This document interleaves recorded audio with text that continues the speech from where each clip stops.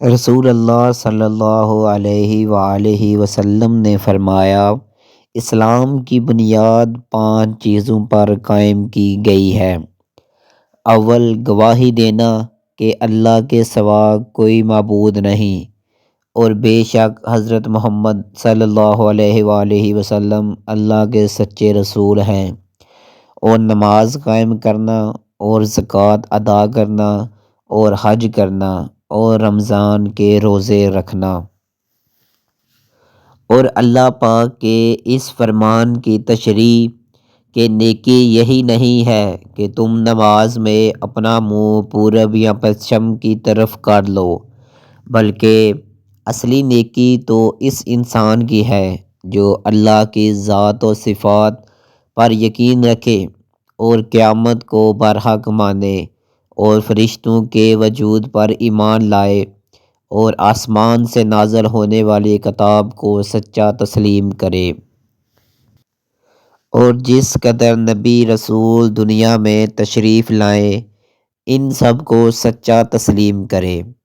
اور وہ شخص مال دیتا ہو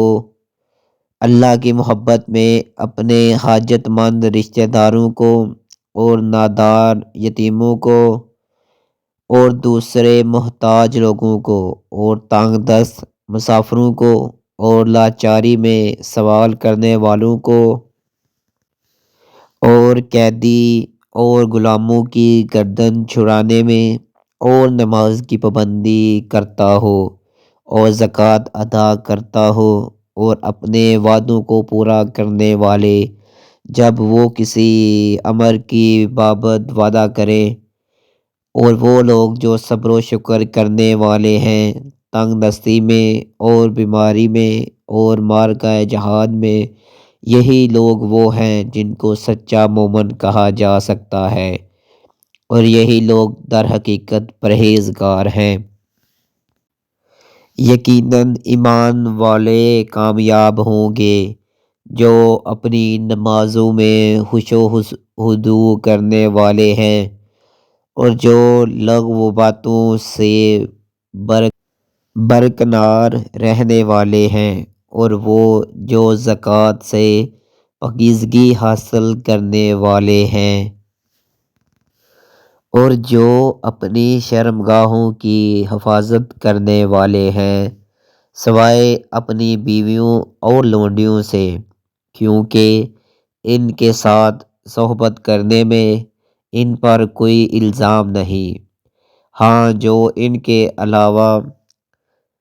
زنا یا لواطت یا مست زانی وغیرہ سے شہوت رانی کرے، ایسے لوگ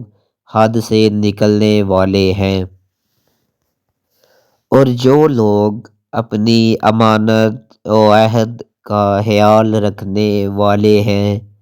اور جو اپنی نمازوں کی کامل طور پر حفاظت کرتے ہیں،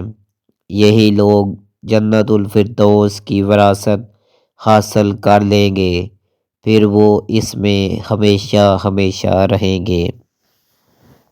صحیح بخاری حدیث نمبر 8۔